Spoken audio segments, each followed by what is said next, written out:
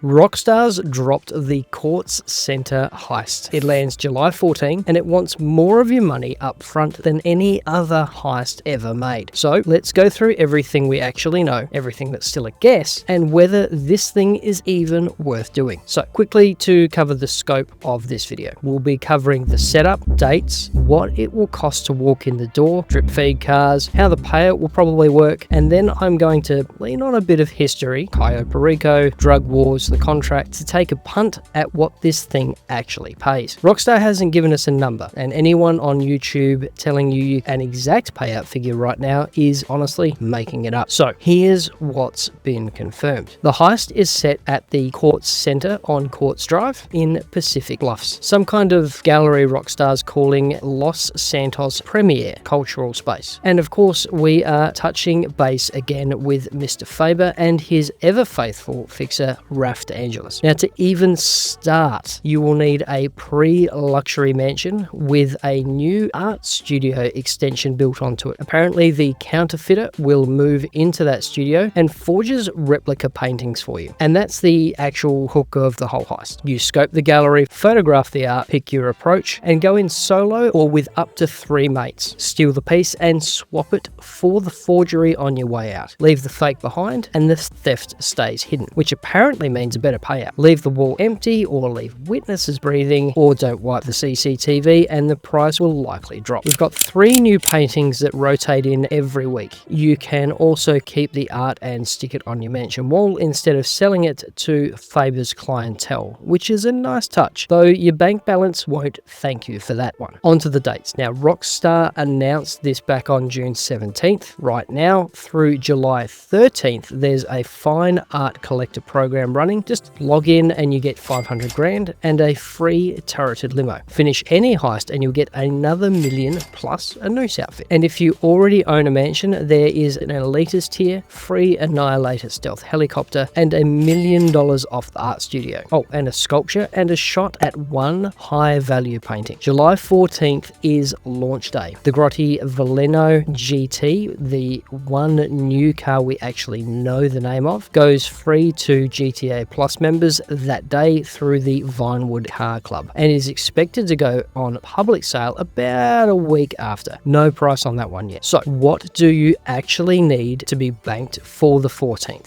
Firstly, a mansion. So the cheapest is the Tongva Estate, valued at 11.5 mil. Middle is the Vinewood Residence at 12.2, and the top is the Richmond Villa at 12.8, which also happens to be the mansion sitting closest to the Kortz Center itself. Rockstar hasn't priced the art studio yet, but going off what other heist spaces have cost us before, Gasatka, the arcade, the auto shop, community estimates are landing somewhere around the 2 to 3 million on top of that. All in, if you're starting from nothing, you're probably looking at something like 13.5 to 14.8, 15 million. If you already own a mansion and you're only really starting at the studio cost, you're talking an extra 2 to 3 mil at most. My own target's been 20 million banked before the 14th, and that is comfortable for the cheapest mansion and the studio, not the fully tricked out version. If you're finding this useful, a like is really appreciated. Right, on to the bit I actually want to talk about, because this is where Rockstar changed the rules completely. Every entry point Rockstar shipped in the last year or two has gone the other way. Los Santos Drug Wars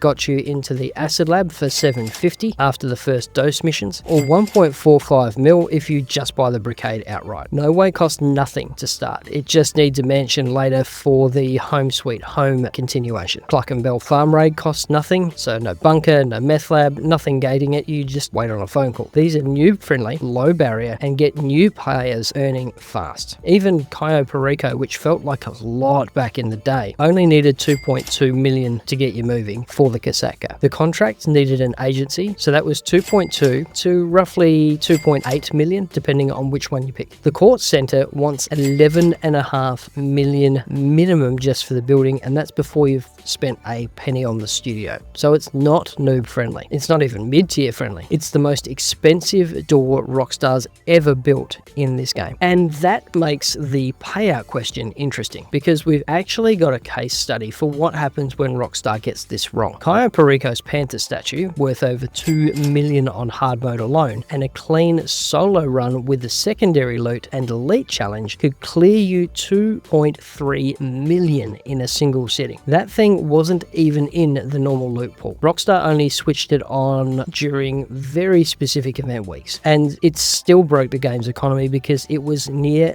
guaranteed $2 million outlier stacked onto a heist you could already solo without a crew. Rockstar let that run for a while and it hit hard. September 2023, primary targets were cut by roughly 30%. Secondary loot down by 10%. The setup fee went from 25,000 to 100 grand. That's 4 times the price. The average solo payout dropped from about $1.5 million down to closer to 1.1 mil. There was already a cooldown difference from the year before too, so solo runs got locked into a 3 in-game day cooldown, while groups only had to wait 1, specifically to stop people soloing it into the ground. And if I'm honest, guilty as charged. It's worth being precise here. That setup fee hike wasn't even part of the DLC launch, it was just a quiet weekly rebalance, which tells you Rockstar doesn't need a new update to come back and take money off you. So here is the pack. Rockstar lets a heist run hot. The community finds the one target that breaks it, and then the nerf hammer comes down inside about a year. If Kortz Center pays anywhere near as generously as Cayo did at launch, expect the same thing to happen again once everyone's worked out which paintings to steal. Now, first time bonuses. Because this is the best clue we have for guessing what Kortz might hand you on your first run. First dose gave you 250 grand for finishing it. Last dose gave you 100 plus a free Ocelot Virtue worth close to 2.9 mil on its own. KnoWay Out's Home Sweet Home continuation lands you $500,000 for the first time. Cluckin